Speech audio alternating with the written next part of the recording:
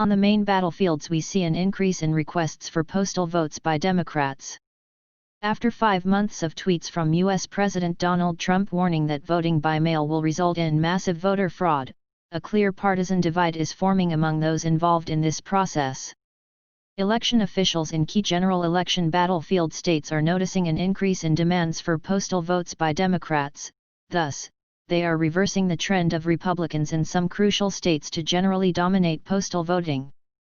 North Carolina became the first state to begin sending ballots to registered voters who requested them. More than 3 times as many Democrats as Republicans have requested ballots so far. And it's not just North Carolina. In Ohio, half of poll requests come from Democrats, and 38% from Republicans. In Wisconsin, an equal number of Democrats and Republicans demanded ballots. Michigan appears to be the only state where Republicans have the advantage over Democrats in requests for a postal vote. The trend started this spring, with the primary season reversed as the coronavirus pandemic swept the country.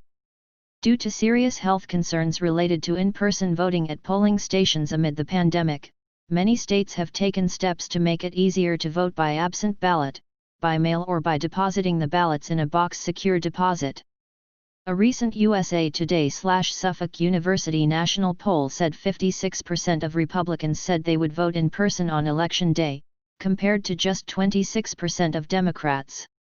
The poll indicated that Democrats are more than twice as likely as Republicans to vote by absentee ballot or by mail.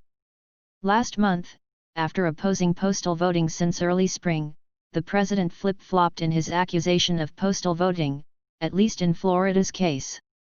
Whether you call it voting by mail or voting by mail, Florida's electoral system is safe and secure. Florida's voting system has been cleaned up. We defeated Democrats' attempts to change, so in Florida I encourage everyone to request a ballot and vote by mail. Trump tweeted. Days later, Trump told North Carolina supporters who called a telephone rally that you can request postal ballots right now. Postal ballots are excellent. Former Rep. Zach Wamp, a Tennessee Tory and former Trump spokesman who works with election advocacy group Issue 1 to push for Congress to approve more election security funding, recently told Fox News that he feared the president would unwittingly remove voters who are most angry with the crowd and the socialist agenda. And former Massachusetts Gov. Bill Weld, who last year launched an unsuccessful Maine challenge against the president, recently told Fox News that Trump's attacks on postal voting will remove Republican participation in the states of the battlefield. Referring to the registration for postal voting in Florida, Weld argued that Trump cannot afford to give up such a margin as to who will vote by mail. If you are in a higher comorbid section of the country, if there are any concerns, absolutely request your postal ballot and submit it early. Make sure your vote has been counted, Perrine said Monday in Fox News America's newsroom. Republicans typically direct their warnings to postal voting states that send ballots to voters whether they ask or not. Republican National Committee National Press Secretary Mandy Merritt told Fox News that our voters are very motivated by their enthusiasm for President Trump and will be voting. Many prefer to simply vote in person either by advance poll or on Friday ballot.